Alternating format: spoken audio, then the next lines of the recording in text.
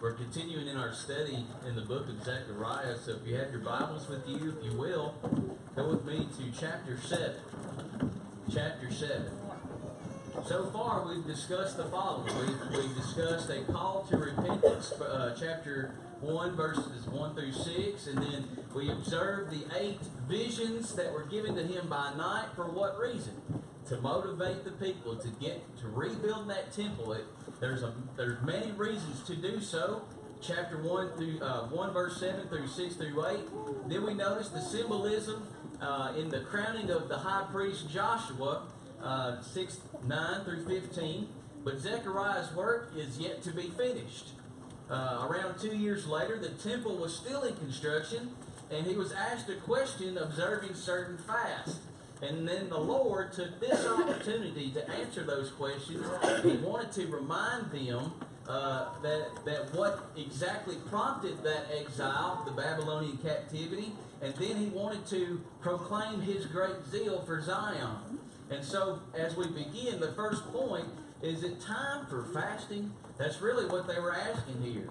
Read with me the first 3 verses of chapter 7. And it came to pass in the 4th year of King Darius that the word of the Lord came unto Zechariah on the 4th day of the 9th month, even in Chislev, when they had sent in unto the house of God Sherezer and Regimelech and their men to pray before the Lord. And here's the verse 3. Here's what really sets it off here. And to speak unto the priests which were in the house of the Lord of hosts and the prophets, saying, Should I weep in the 5th month, separate myself as I have done these so many years? They're asking if they should continue to observe a fast that they themselves had initiated. Why? Because of the fall of Jerusalem. When the Babylonians came and invaded 70 years ago, and this brought on devastation. So they themselves had initiated a fast. Now, friends, I had a wrong impression of what fasting is. Fasting, I thought, was just something we just decide not to eat because we love the Lord or something along those lines, but it's much more than that. And friends, I only recently learned what that is. Every day, you and I fast. Did you know that? When we're asleep, we're not eating, are we? And when we wake up and we eat the first meal of the day, what's that called? Breakfast. What are we doing? We are breaking the fast. Fasting has a lot more than to do with just not eating. It has something to do with our current condition when it comes to God. When we're truly fasting, it's because that we are in a poor condition, or when we are overwhelmed, or when we're in such poor spirits that the last thing we think about is eating. We lose our appetite. Have you ever had anything tragic happen to you, and the eating is the last thing you wanted to do? You didn't want to eat? That's exactly what fasting is. Now, these Jews here, they had a problem. They're rebuilding the temple. It's near completion. They had returned to the land of promise, and then they're asking this question, should we continue to fast and mourn on the 10th day of the 5th month? And I love the Lord's response here, beginning at verse 4. He says, Then came the word of the Lord of hosts unto me, saying, Speak unto all the people of the land and to the priests, saying, When ye fasted and mourned in the 5th and 7th month, even those 70 years, here it is, did you at all fast unto me, even to me? He replies to their question with another question. Are you doing this for yourselves, or are you doing this for me? Did they do it unto God? Were they sincere in their fasting or in their mourning? Was their practice in these matters genuine? Was it appeal to God for mercy, if you will? Did it express the heartfelt sorrow for the destruction of Jerusalem, the temple, and their nation? Were they ready to admit that the reason of the destruction of that exile was because of the rebellion of their fathers? You know, sometimes people are sorry, not for the right reason. They're sorry because they got caught and are about to face the punishment. Sometimes when my children are a little rowdy and they do something they shouldn't do, I come into the room, they're not sorry until I do what? Take off my belt. And when I take off my belt, I start hearing the apologies. I'm sorry, I didn't mean to do it. Of course they did. They're not sorry because of what they've done. If they were sorry for what they've done, they'd quit doing it. They don't. They continue, don't they? But anyway, I guess I don't spank hard enough. I don't know. Or they're just kids. But anyway, that's the way it is. Am I sorry because I got caught and I'm facing the punishment, or am I sorry because of actually what I have done? I have broken the rules of my Father. Let's continue on, verse 6.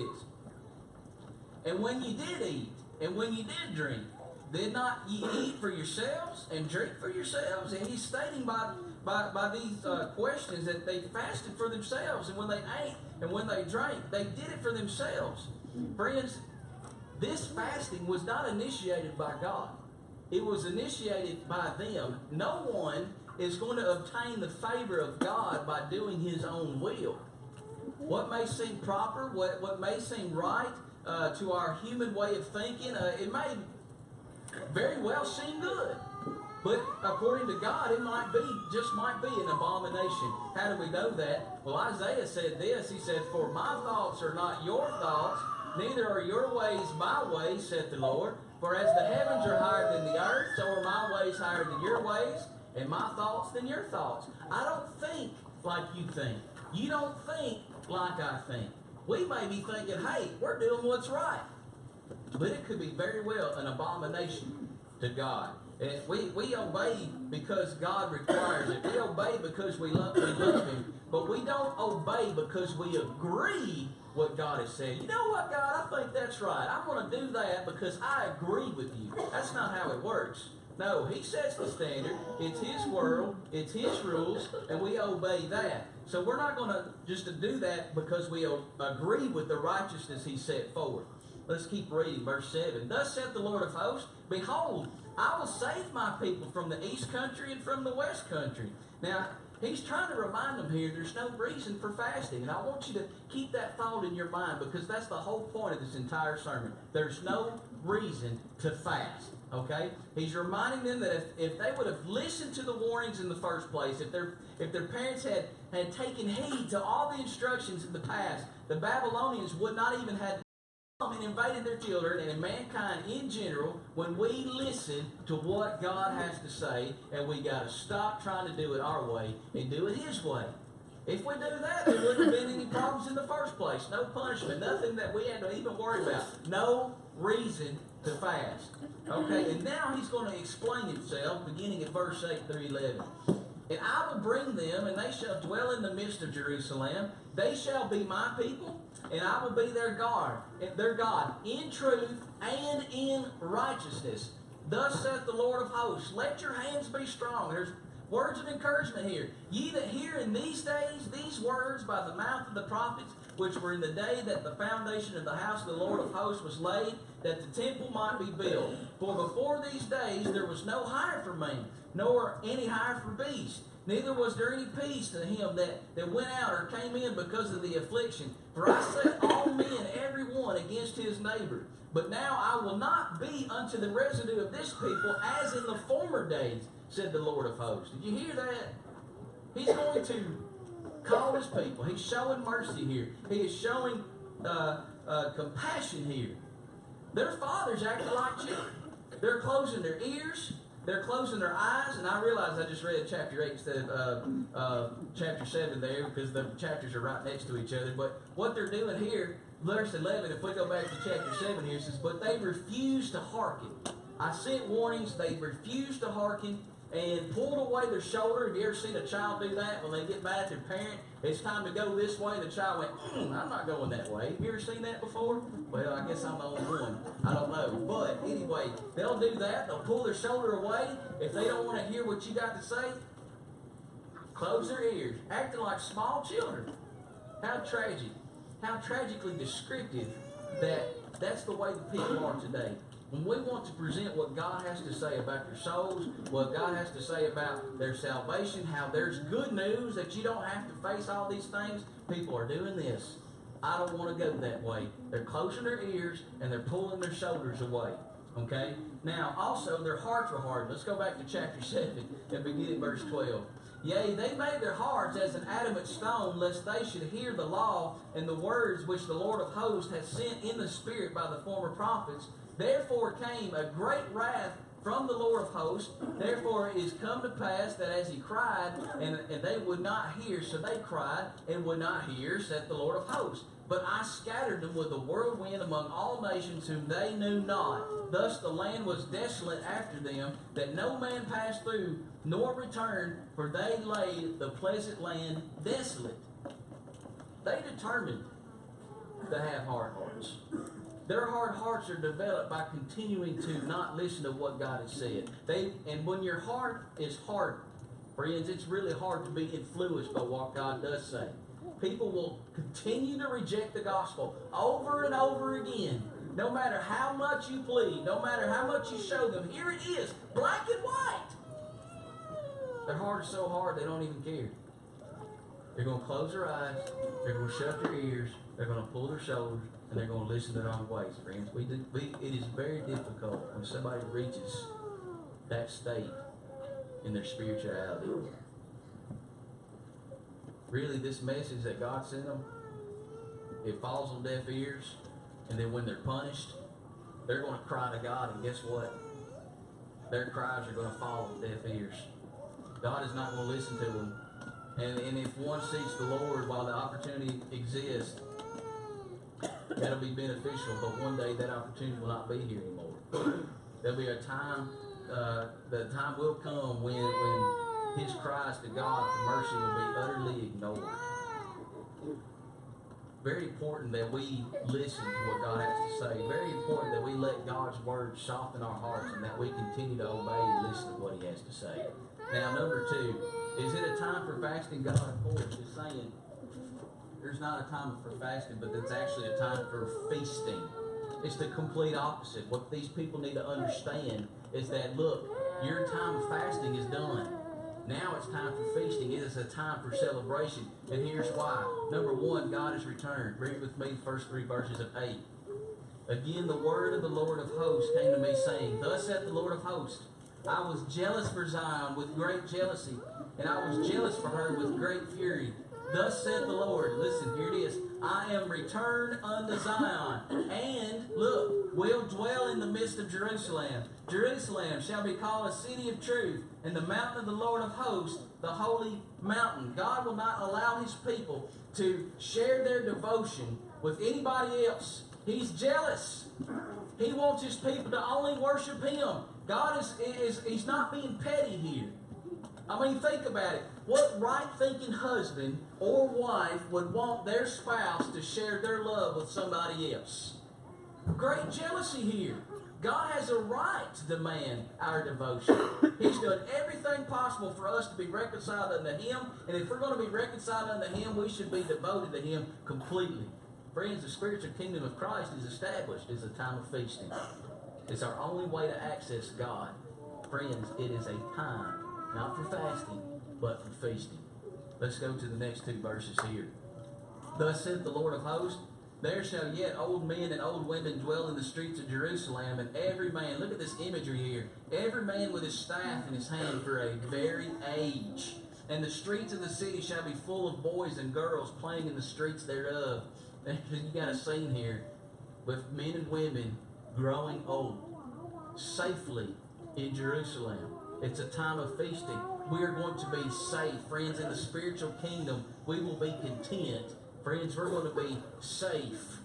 There's no cause for terror. There's no cause for fasting. There's no cause for mourning. But yet, it is a time for feasting. Verse 6, Thus saith the Lord of hosts, if it be marvelous in the eyes of the remnant of this people in these days, should it also be marvelous in mine eyes, saith the Lord of hosts? In those days, friends, when a nation defeats another nation by a nation that's more powerful, its people are going to be deported. They're going to become slaves of those conquerors, and there's no expectation to ever return back home. Many thought it would be impossible for them to come back home to Jerusalem. Who made it possible?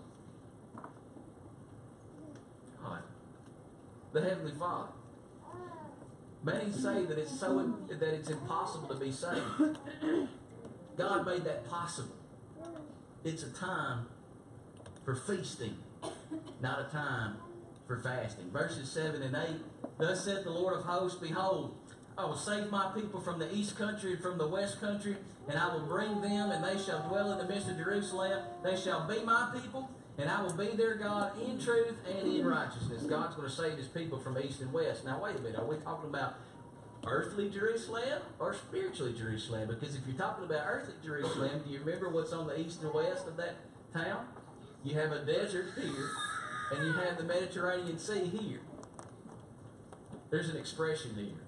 When somebody uses this expression, east and west, what do they really mean? They mean, or they're referring to the whole entire world. This is what Jesus said. He said, I say unto you, to that faithful centurion, he said, I say unto you that many shall come from the east and west, and shall sit down with Abraham and Isaac and Jacob where? What's he referring to? Literal east and literal west? No. Friends, he's referring to the entire world. He's including all of us. And those who are saved in the church, friends, we come from all over the world. It's a time for feasting, not a time for fasting. So the first blessing, the first explanation why he says these things, I'm returning, but also notice the promises.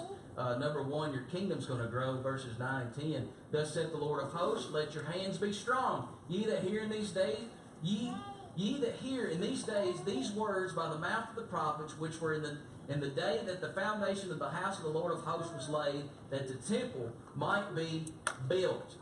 For before these days there was no hire for man, nor any hire for beast, neither was there any peace to him that went out to came in because of the affliction. For I set all men, everyone against his neighbor. He's encouraging them, isn't he? Let your hands be strong. Before this time the economy was poor. But now they're coming back. In this context, they needed to forget that this fast, which by the way was man-made, all that needs to be gone. That needs to be put behind you. It's time to start looking forward, time to pay attention to what God telling them to do by the prophets. They have to be concerned about completing that temple. They should forget this misguided fasting here. It's a time for feasting. You're back home. It's time to rebuild the temple. You know, as a congregation, we just can't let traditions or anything, any strife between us or one another, if there is any, to come in between us. Put that behind you. Whatever sins that you've done in your past, if you obeyed the gospel, the blood of Christ has washed those sins away, and you're going to be found innocent. Put that behind you. Time to move on. It's time for feasting, not fasting. Your blessings are going to return also, beginning in verse 11. But now I will not be unto the residue of this people as in the former days, their fathers, saith the Lord of hosts. It's going to be quite opposite. For the seed shall be prosperous. The vine, look at this, shall give her fruit. The ground shall give her increase, and the heavens shall give their due. And I will cause the remnant of this people to possess all things, and it shall come to pass that as ye were accursed among the heathen, O house of Judah and the house of Israel, he includes Israel here, so will I save you, and ye shall be a blessing. Fear not, but let your hands be strong. If you work on the temple, the blessings will return. And it's hard to miss this parallel here about the blessings that we have in Christ. You get to work. What's going to happen? The vine shall give her fruit. The ground shall give her increase. The heavens will give their due. Friends, spiritual kingdom, that's exactly what it is. That's how it grows. You let the light shine in you. You let his vine grow. Let it produce fruit. The kingdom will grow. So he's going to cause this kingdom to grow. We'll all be blessed. Those who are in captivity, God will bring them back. Let your hands be strong, and if they do that, they'll become a source of blessings for other people. We are blessed to be brought back from the captivity of sin. If we realize what that means, we can share that with others. It's a priceless treasure. We shouldn't hold it in to ourselves. And friends, 14 through 17, the standard has not changed. If you read with me, for thus saith the Lord of hosts, as I thought to punish you, when your fathers provoked me to wrath, said the Lord of hosts, here's the opposite, and I repented not, so again have I not in these days to do well unto Jerusalem and to the house of Judah. Don't you worry. Don't you fear. There is no reason to fear. These are the things that ye shall do. Speak ye every man the truth to his neighbor. Execute the judgment of truth, and peace in your gates. Let none of you imagine evil in your hearts against his neighbor. Love no false oath, for all these things that I hate, saith the Lord. You do these things, which, by the way, the standard has not changed. You go back to your first works, all these things will come to pass. Love truth, love peace, verses 18 and 19. And the word of the Lord of hosts came unto me, saying, Thus saith the Lord of hosts, the fast of the 4th month, and the fast of the 5th, and the fast of the 7th, the fast of the 10th, shall be the house of Judah joy and gladness, and what? Cheerful feasts. Therefore, love truth, love peace. As he meant what he said when he threatened punishment, so he meant what he said when he promised blessings to them. No more fasting. You continue that standard, it's going to be all feasting, all joy, all gladness. The truth and peace of God had made that possible, friends. The truth, the Prince of Peace, has made that possible today. Love that truth. Love that peace which you have. Blessed are the peacemakers. They shall have peace. Many are going to be blessed. If you read with me from verse 20 to the end of the chapter. Thus saith the Lord of hosts, It shall yet come to pass that there shall come people, and the inhabitants of many cities. Here we go. And in the inhabitants of one city shall go to another, saying, Let us go speedily to pray before the Lord, and to seek the Lord of hosts. I will go also. Yea, many people and strong nations shall come to seek the Lord of hosts in Jerusalem, and to pray before the Lord. Thus saith the Lord of hosts, in those days it shall come to pass that 10 men shall take hold of all languages of the nations, even shall take hold of the skirt of him that is a Jew, saying, We will go with you, for we have heard that God is with you. There's your reason there. The joy that we have, other people are going to desire it. Are you expressing that joy? Is it obvious in your life? How do we do that? We live for Him. We do those things for Him. We don't let the world hinder us. We live a godly, Christian, righteous life. People will see the joy that we have, regardless of any kind of persecution that we may face. Doesn't matter what trial we're going to see in the future. We have Christ. We have an anchor. We have hope. Friends, we're going to gladly bow before God in spiritual Jerusalem. It must be sincerely desired. However, Luke says this, strive to enter in at the straight gate. Why? For many, I say unto you, will seek to enter in and won't be able to. We have to sincerely desire it. If we sincerely desire it, we will strive no matter what it takes, no matter how many times people put us down, how many times we're going to be discouraged. We're going to strive to continue on, keep our focus on Christ. He also said this, if any man will come after me, Jesus said, let him deny himself and take up his cross daily and follow me. No matter what. No matter what, you take up your cross daily. Blessed are they which do hunger and thirst after righteousness, for they shall be filled. Friends, we do these things. Express your joy. Other people will observe that joy. Want to be a part of that joy. Talk to them about that treasure, about that joy. You know, it had to be comforting and very exciting in Zechariah's day when the Lord is saying this. He's telling the people, God is telling the people through Zechariah, all these things. Let your hands be strong. Fear ye not. Why? I'm with you. You get back to work and you'll be blessed. There's a lesson to be learned about self-imposed religion. Really, that's what the Jews were asking about. Shall we continue that fast that we observed in those months since 70 years ago? God said, I never intended you to fast.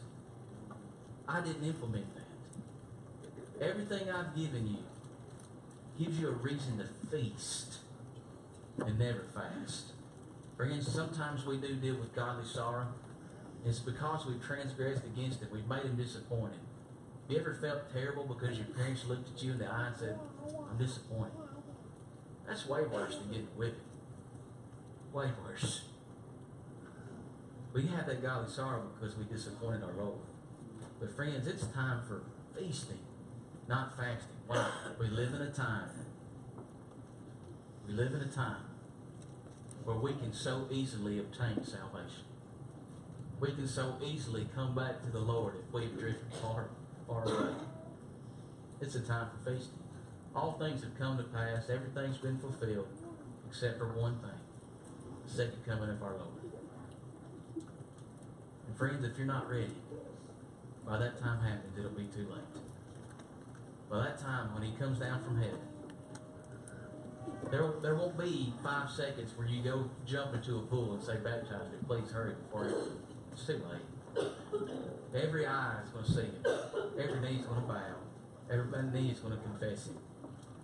But the thing is we have to confess Him at the right time. And when's the right time, friends? Right now. Won't you join in this feast? All things are ready. If you want to do so, this is what you need to do. You need to develop your faith by hearing God's Word, Romans 10:17. Have that faith that pleases Him. Do the works of God. Repent, confess, be baptized, and live faithfully unto death. Friends, if you want to partake in this feast, we hope you do so tonight. Come forward as we stand and sing.